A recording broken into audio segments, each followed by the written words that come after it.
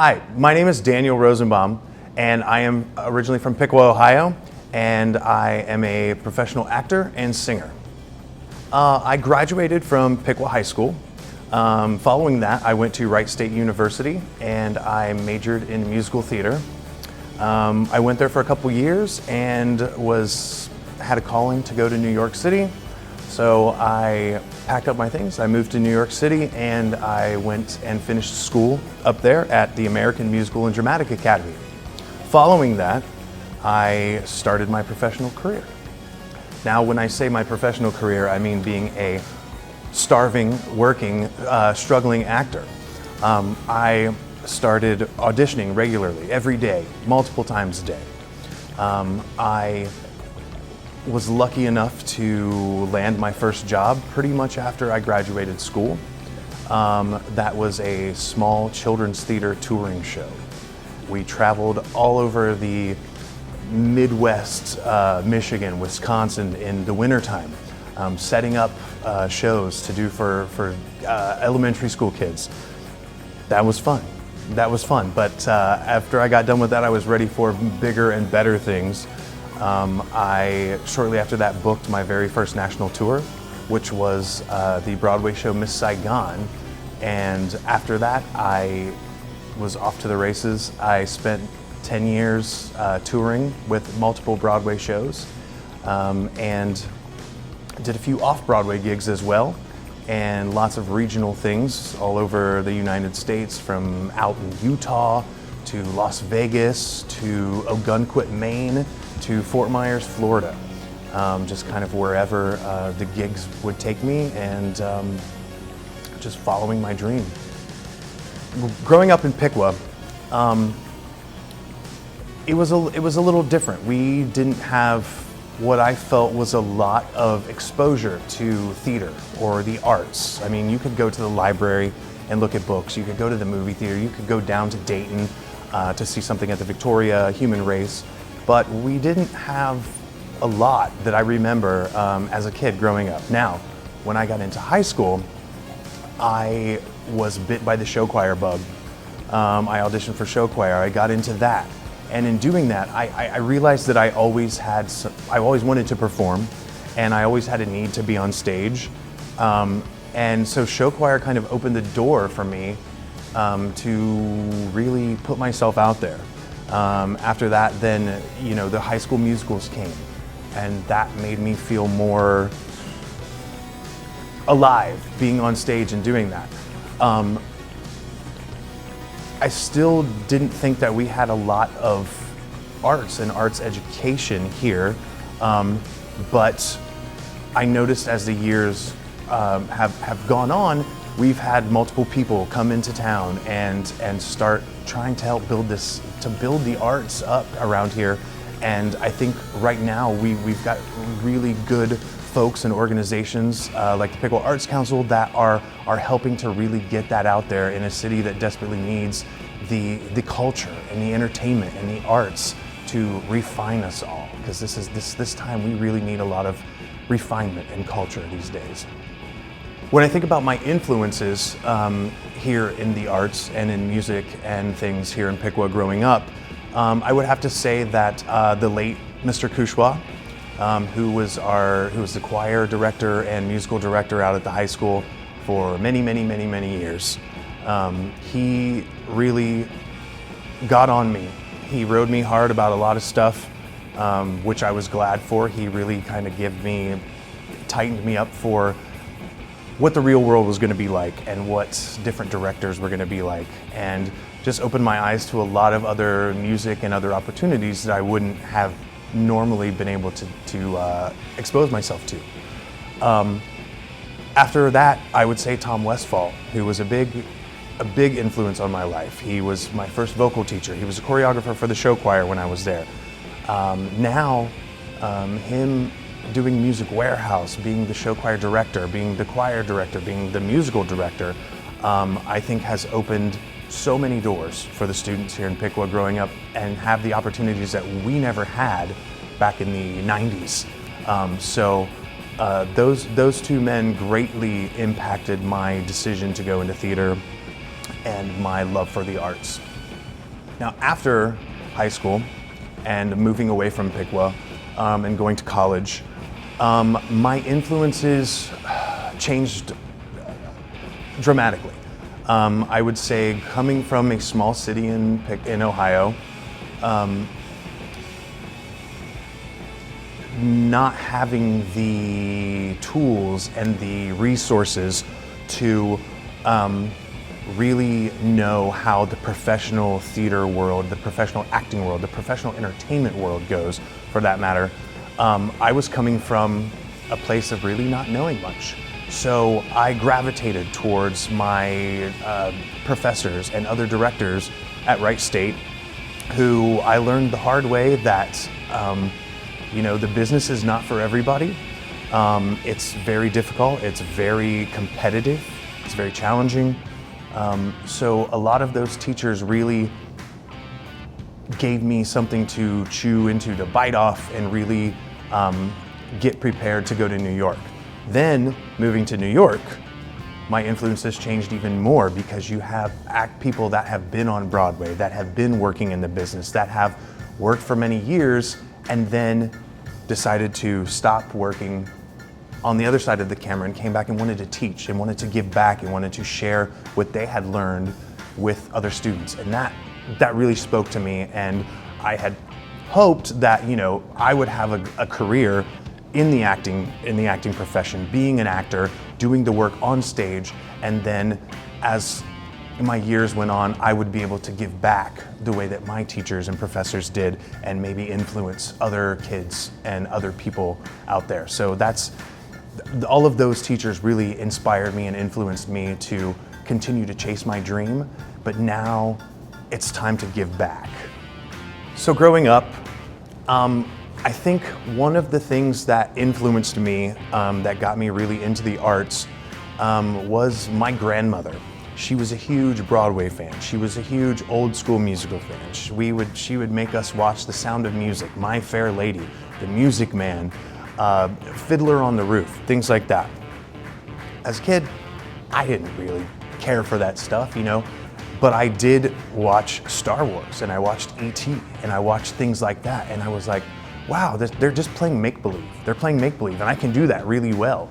And I felt compelled that these people were telling these stories and singing these songs and getting emotions out of my family watching the movie. I mean, some people were crying, some people were laughing. And I thought how powerful that music and art are, that they move you to tears, or that they move you to rolling laughter, or they move you to want to get up and better the world. These were just things that I saw when I was a kid, and I just kind of immersed myself in it, and I read lots of books, I read lots of poems, I watched lots of cartoons and TV, and just things that challenged me or made me want to be like, oh, I can do this, I can play make-believe, I can play pretend. And so I just think those things really spoke to me and influenced me wanting to chase after the arts, or really doing things with it, and just living inside the arts.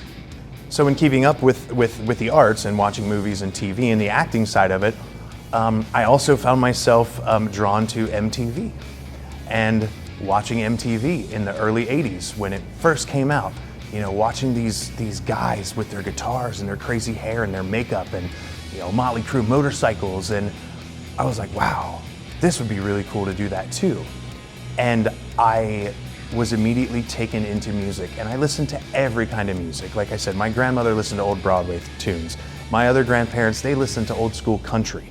My mom listened to oldies. My dad listened to classic rock. So I was exposed to all of these things, and I just knew that music moved me. And as I got older, I was like, oh, I could do this. I could play rock and roll. And I decided one day I wanted to pick up a guitar, and a bass guitar, and figured out which ones I was good at. And then was like, hey, if all these other people can play music in bands, why not me? So I got a couple friends together, and we really kind of just hit the ground running. And I've been playing music ever since. I'm a guitarist, I'm a bass guitarist, I play piano. And it was just so enriching to be able to have that outlet, especially as a teenager and growing up, and when you're angry and you can go in your room and you can write out songs or you can write poetry. You know, I was more of the written arts and the audio arts. I tried my hand at drawing and painting and things, and I was not too much of a visual artist, so I stuck with the music and the stage. Playing music for so long, you're bound to run into certain people that you gel with and that you click with. As I was in college, I met two guys. They were, well, I'll back up a little bit. When I was in high school, I had a couple friends together. We started a band. We played a lot. We played frat parties around here. We played Ohio Northern, Ohio State. When we were in high school, this is crazy. We had a lot of original material. I wrote a lot of original music. After high school, we went our separate ways, as high school friends do. But when I was at college, I met two other guys. We had very similar musical tastes. We got together and it was magic. I mean, we really clicked. We hit things off. We were big Green Day fans. We were big Nirvana fans. We were big Blink-182 fans. And we put together a little group, three of us, and we have been together since 1999. We are called Sugar Dust, and we have gone through splits and get back togethers, but it always comes down to the music. It always comes down to the music, and we keep coming back because that's just what we did, and that was how we connected, and people really enjoyed our stuff, and we loved playing out. I had to move to New York to go to school. I had to leave these guys behind. The idea was always for me to try and book shows in New York, to try and find places at the Bitter End, at Wicked Willie's, at Arlene's Grocery, places like that. That never happened so much. Everybody has their own lives. So I was living in New York. I had to do something to fulfill myself when I'm not acting and auditioning. Auditioning is a full-time job, and you audition way more than you act. So I met another group of guys. There was like 6 of us, and we all liked the same kind of music.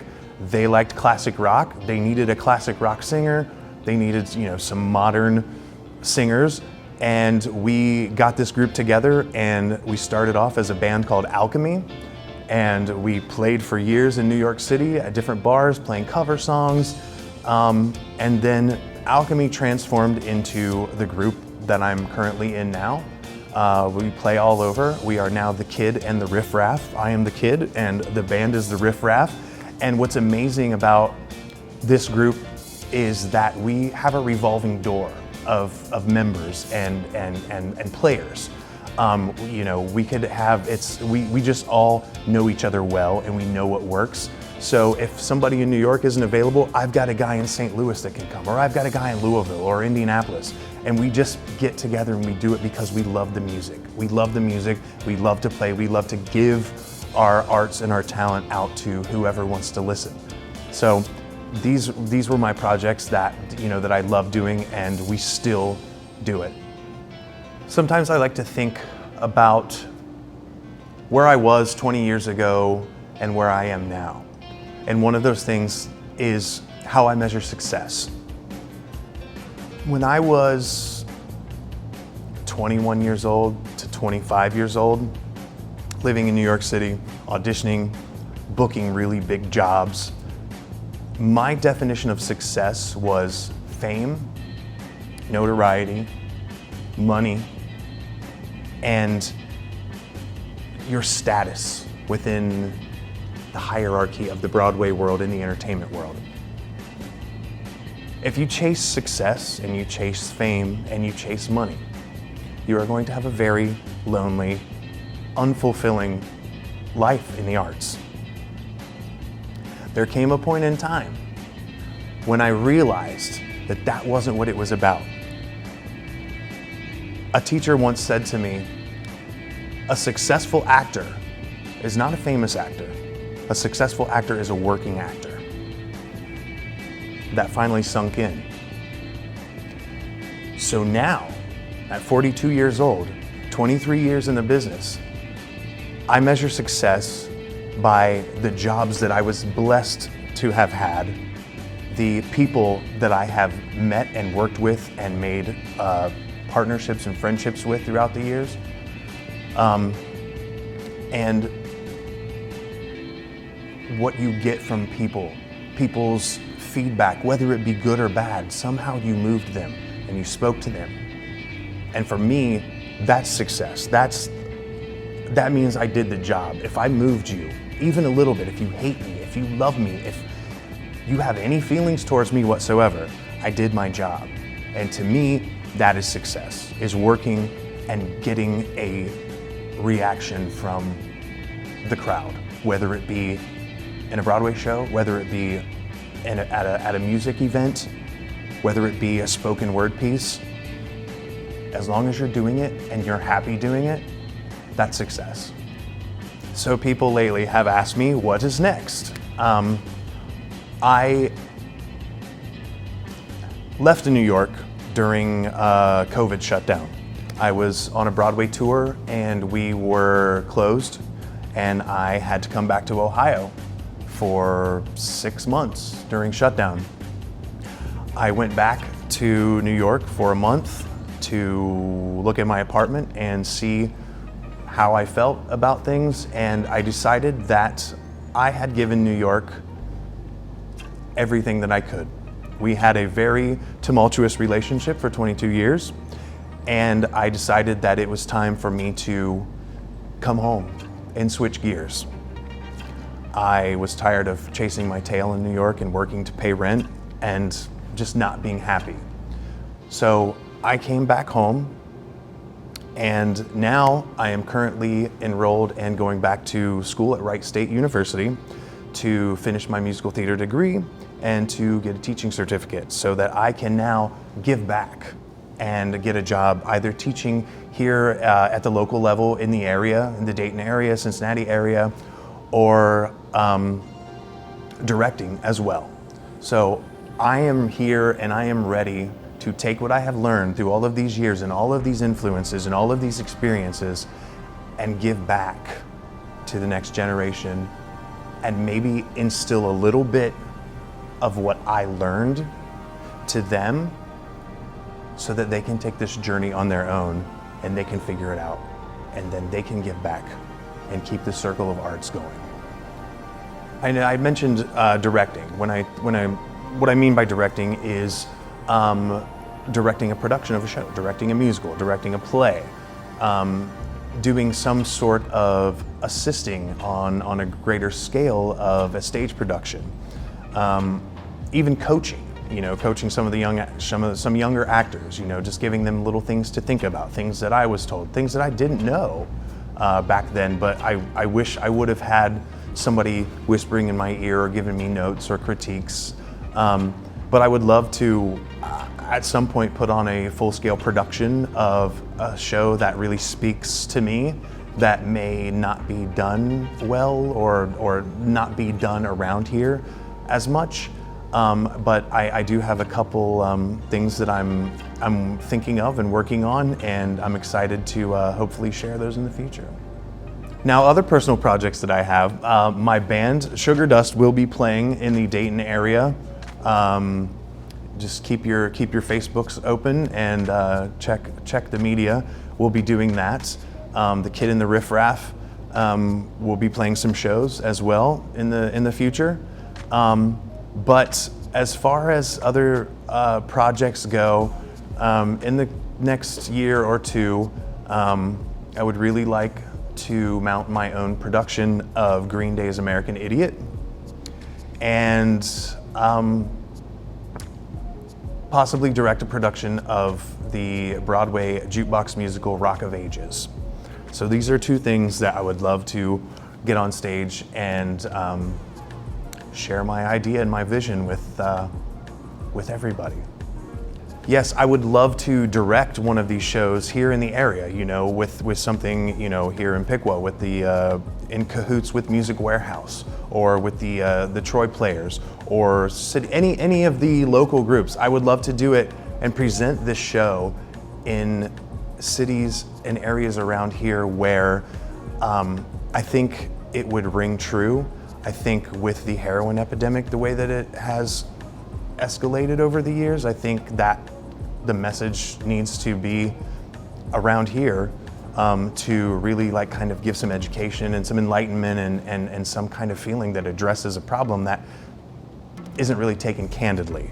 So I think it would be a really great opportunity to do it around here and would speak to some people around here that may benefit from it. If I had to tell myself, my younger self, one thing, or to anyone out there that's thinking about having a career in the arts, I will tell you, if there's anything else that you think you could do that. Because the arts is a hard road. You work and you work and you work, and the satisfaction you get has to come from within. So if you're not happy chasing your dream, going to auditions, buying those paint sets, breaking those guitar strings, if you're not willing to put all of your energy and all of your time and your dedication into that, do something else. But if you do, follow your dream, follow your heart, and hang on to it, because it will be that much more fulfilling for yourself and everybody else in the end. Another great thing about the arts is the people that you connect with in the arts that are artists just like you. I have been all over the world, from China to Taiwan to Vancouver to Toronto to Albuquerque, New Mexico. I have met a lot of people, and I've worked with a lot of people. When you're working with actors and other artists and things like that, you somehow have a bond that's different from anybody else. You can have your acquaintances, you can have your high school friends, but your friends in the arts are the ones that get it. And so I have friends from high school, from show choir, that I'm still close with, that we still have that bond and that connection. To people that I went to school with that we still talk to friends that I've made and connections in a stagehand in Temecula, California, or a costume lady in Naples, Florida. You just find those people, and those people, you stick together. You're a community, you're a tribe, you are a group. And I truly think that those people that you connect with and that are doing the same thing as you can help each other. You empathize, you sympathize, you lift each other up when you're down, because you have lots of downs. But the great times, and you always remember in the great times when you were down, and they help you, keep you regulated. They keep you regulated and they keep you even keeled. So that's another amazing part about the arts is the people that you meet and the connections and the relationships that you make, because you need those people down the road. You may not know it now, but 5 years later, the person that you may not have been nice to at an audition is going to be the one directing the show.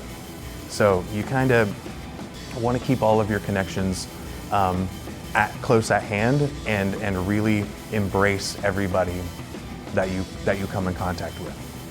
When I think about a world without the arts, I see a very dark, unhappy, angry place where nobody has an outlet, nobody has anything to smile about or work for, or to, when you're doing monotonous jobs, you can't listen to music. When you've had a bad day, you can't come home and watch a show. You can't escape into a book. You can't dive into a painting. I truly believe that if we were to lose the arts, I think we would be a very, very worse for wear world. And I frankly don't think that we would last. I think we would be just as extinct as the dinosaurs. And I can't imagine that. And I don't want that for my children and their kids.